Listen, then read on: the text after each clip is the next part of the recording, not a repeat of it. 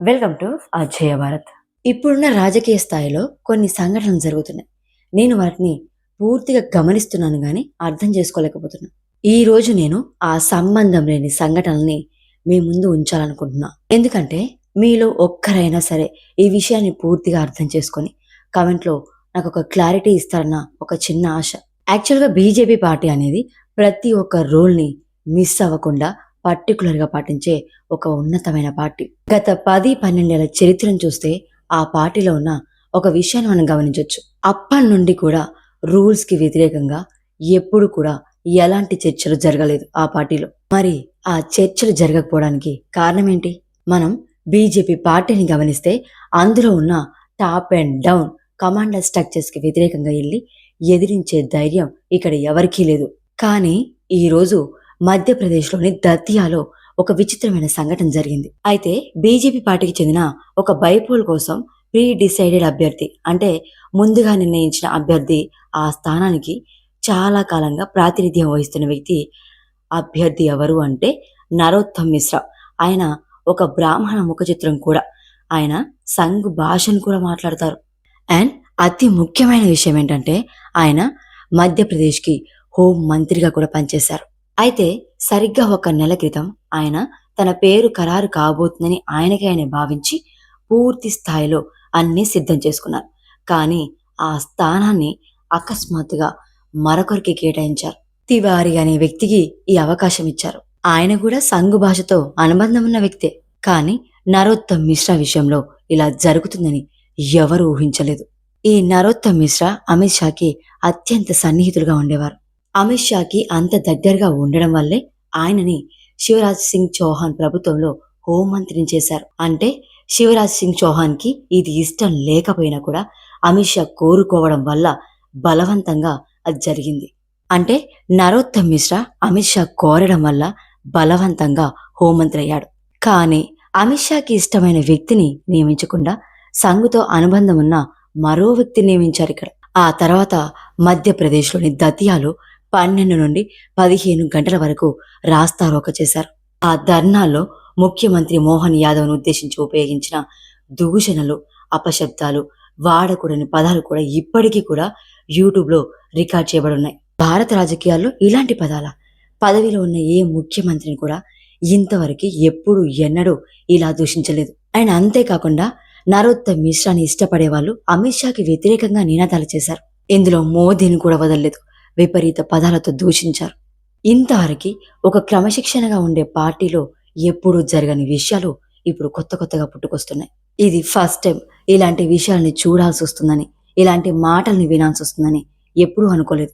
మధ్యప్రదేశ్లోని దతియాలో జరిగిన ఒక చిన్న సంఘటనని ఎందుకు ఇంతలా సెన్సేషన్ చేస్తున్నారో అని మీకు అనిపించవచ్చు.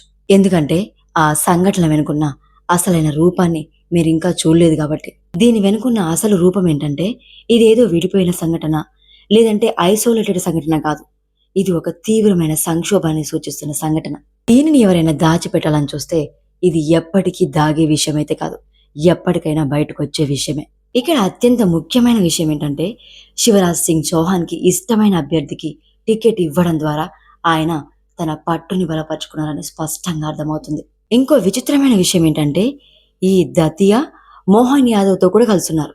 మోహన్ యాదవ్కి శివరాజ్ సింగ్ చౌహాన్కి మధ్య విభేదాలు ఉన్నప్పటికీ కూడా ఇది సాధ్యమైంది. నరోత్తమ్ మిశ్రాని పక్కన పెట్టేలా ఈ అలైన్మెంట్ ఎలా జరిగింది? నరోత్తమ్ మిశ్రాకి శివరాజ్ సింగ్ చౌహాన్కి ఇద్దరికి పడకపోయినప్పటికీ వారిద్దరి మధ్య తీవ్రమైన విభేదాలున్నట్టు ఎవరికి కనిపించలేదు. మరి ఇక్కడ అసలేం జరుగుతుంది? సరే, మనం ఒక్క నిమిషం ఈ దతియాని వదిలేసి మధ్యప్రదేశ్ నుండి బీహార్ వైపు వెళ్దాం. నితిన్ నవీన్ బీజేపీ పార్టీకి సంబంధించిన ఒక ముఖ్య రాజకీయ నాయకుడు. ఆయన తన వారసుడిగా ఒక అభ్యర్థిని తన సొంత సీట్లో నిలబెట్టారు. కానీ రాత్రికి రాత్రే ఆ అభ్యర్థిని మార్చేశారు.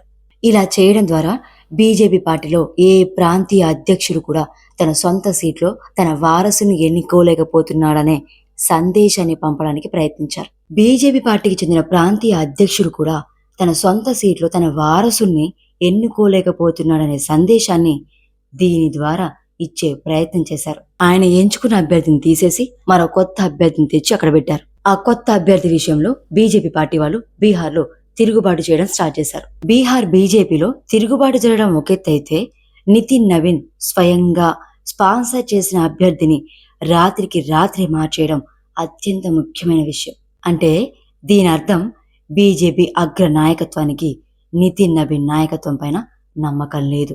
నిజంగానే వారికి ఆయన నాయకత్వంపై నమ్మకం లేకపోతే ఆయనని ఇంకా పార్టీ అధ్యక్షుడిగానే కొనసాగిస్తూ ఆయనపై నమ్మకం ఎలా ఉంచుతారు?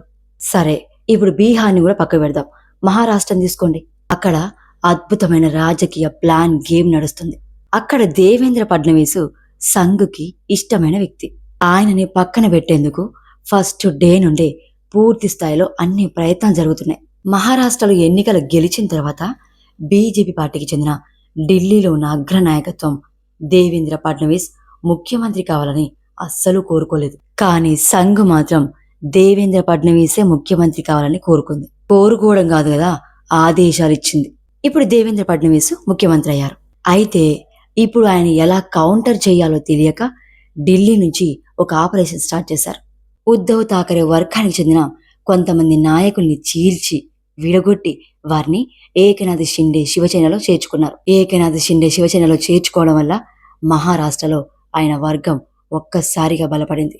ఢిల్లీలోని కొంతమంది ప్రముఖ నాయకులు ఏకనాథ్ షిండేను బలపరచాలని కోరుకుంటున్నారు. ఇదే టైంలో సంఘ్ దేవేంద్ర ఫడ్నవీస్తో కలిసిపోయింది. దేవేంద్ర ఫడ్నవీస్ ని ఏదో విధంగా బలహీనపరిచే ప్రయత్నం కూడా జరుగుతుంది. ఇప్పుడు ఈ దేవేంద్ర ఫడ్నవీస్ ఏమో తనను తాను బలంగా మార్చుకోవడానికి శరద్ పవార్తో కలిసి పనిచేస్తున్నారు. ఈ శరద్ పవార్ బృందం ఇద్దరు వ్యక్తులతో మాట్లాడుతుంది. ఒకవైపేమో దేవేంద్ర ఫడ్నవీస్తో మాట్లాడుతున్నారు, మరోవైపేమో సోనియా గాంధీ కాంగ్రెస్ తో మాట్లాడుతున్నారు. ఇప్పుడు ఈ దేవేంద్ర ఫడ్నవీస్ అధికారికంగా ఏం చెప్తున్నారంటే మాకు శరద్ పవార్తో ఎలాంటి సంబంధం లేదు అని మాట్లాడుతున్నారు. కానీ లోపల మాత్రం అన్ని చర్చలు జరుగుతున్నాయి. ఇప్పుడు ఈ శరద్ పవార్కి బీజేపీ మధ్య జరుగుతున్న ఈ అంతర్గత చర్చల్ని వినోద్ తావడే చూసుకుంటున్నారు. ఈ వినోద్ తావడే గారి ప్రొఫైల్ని ఒకసారి మనం గమనిస్తే ఆయనకి అండ్ దేవేంద్ర ఫడ్నవీస్ మధ్య తీవ్రమైన విభేదాలున్నాయి. 2024 లోక్సభ ఎన్నికలకు ముందే దేవేంద్ర ఫడ్నవీస్ కి అండ్ వినోద్ తావడక మధ్య ఉన్న మనస్పర్ధలు అందరికీ తెలిసిన విషయమే. అప్పట్లో కొంత మనీకి సంబంధించిన వివాదం జరిగింది. ఇప్పుడు ఆ వివరాలను నేను చెప్పదలుచుకోవట్లేదనండి. ఇది 2024 ముందే చారిత్రక సాక్ష్యాలతో సహా నమోదు చేయబడింది. మీరు దాని గురించి గూగుల్లోకి వెళ్ళి సెర్చ్ చేసుకోవచ్చు. అక్కడ దేవేంద్ర ఫడ్నవీస్ కి తావడేకి మధ్య ఒక రాజకీయ గేమ్ నడిచింది. వినోద్ తావడేకి కేంద్ర నాయకత్వం మద్దతుంది. ఒకవైపు దేవేంద్ర ఫడ్నవీస్ శరద్ పవార్తో మాట్లాడాలనుకుంటున్నారు. దేవేంద్ర ఫడ్నవీస్ కి శరద్ పవార్తో మాట్లాడాలని ఉంది, కానీ బహిరంగంగా ఆన్ రికార్డులో మేము మాట్లాడట్లేదు అని చెప్తున్నాడు. మరోవైపు ఈ వినోద్ తావడే కేంద్ర నాయకత్వం మద్దతుతో శరద్ పవార్తో మాట్లాడుతున్నారు. ఒకవేళ శరద్ పవార్ ని ఏక్నాథ్ షిండేతో కలిపి ఒక రెండే శక్తిగా ఫడ్నవీస్ కి వ్యతిరేకంగా నిలబెడితే ఫడ్నవీస్ స్థానం బలపడుతుందా? ఉత్తరప్రదేశ్ లో అయితే పరిస్థితి ఇంకా డిఫరెంట్ గా ఉంది. అక్కడ యోగి ఆదిత్యనాథ్ గారికి గత 10 ఏళ్లలో ఎదుర్కొన్న అతిపెద్ద సవాల్ ఇది. రామ మందిరంలో జరిగిన కుంభకోణానికి సంబంధించి ఆయన ఐఎస్టీని ఏర్పాటు చేశారు. కానీ ఇప్పుడు ఆ ఐఎస్టీలో కొన్ని పేర్లున్నాయి. వారిని యోగి ఆదిత్యనాథ్ గారు ఇరికించాలనుకుంటున్నారు. కానీ పైనుంచి కొన్ని ఆదేశాలున్నాయి వారిని ఇరికించొద్దు అని. ఎందుకంటే అక్కడ జరిగిన రాజకీయ క్రీడ లాంటిది. ఆ రాజకీయ గేమ్ ప్లాన్ గురించి ఎంత తక్కువగా మాట్లాడితే అంత మంచిది. ఎందుకంటే ఆ నిజం ఎప్పటికీ బయటికి రాకూడదు కాబట్టి. ఆల్రెడీ అక్కడ చర్చ మెల్లమెల్లగా మొదలైంది. ఎందుకంటే వచ్చే ఏడాది ఉత్తరాఖండ్లో ఎన్నికలున్నాయి. ఉత్తరాఖండ్లోని బద్రీనాథ్ ఆలయంలో కూడా విరాళాల చోరీ గురించి చర్చ మొదలైంది. అక్కడ కూడా విరాళాల చోరీకి సంబంధించి ఒక కేసు వెలుగులోకి వచ్చింది. ఈ రకమైన విషయాల్ని అర్థం చేసుకోవడానికి ప్రయత్నించండి. గత కొన్ని సంవత్సరాలుగా ఎంతో క్రమశిక్షణతో నడుస్తున్న ఈ బీజేపీ పార్టీలో ఇలాంటి అసంతృప్తి ఎందుకు మొదలైంది? ఎలా మొదలైంది? వీటన్నిటి వెనుక ఉన్న పెద్ద సందేశం ఏంటి? నాకు అర్థం కావట్లేదు. ఈ విషయాల గురించి మీకు అర్థమవుతే కమెంట్ల ద్వారా మీ అభిప్రాయాన్ని తెలపండి. మీ అభిప్రాయం ఏదైనా సరే స్వీకరిస్తాను. ఇలాంటి విషయాలు అందరికీ తెలిసేలా చేయాలి అంటే వీడియోని సాధ్యమైనంత వరకు షేర్ చేయండి. నా కష్టానికి మీ చేయూత. దేశ గౌరవాన్ని ప్రపంచ దేశాల్లో ముందుకు తీసుకెళ్లాలంటే ముందు మన దేశ గౌరవం ఏంటో మన దేశ ప్రజలు తెలుసుకోవాలి.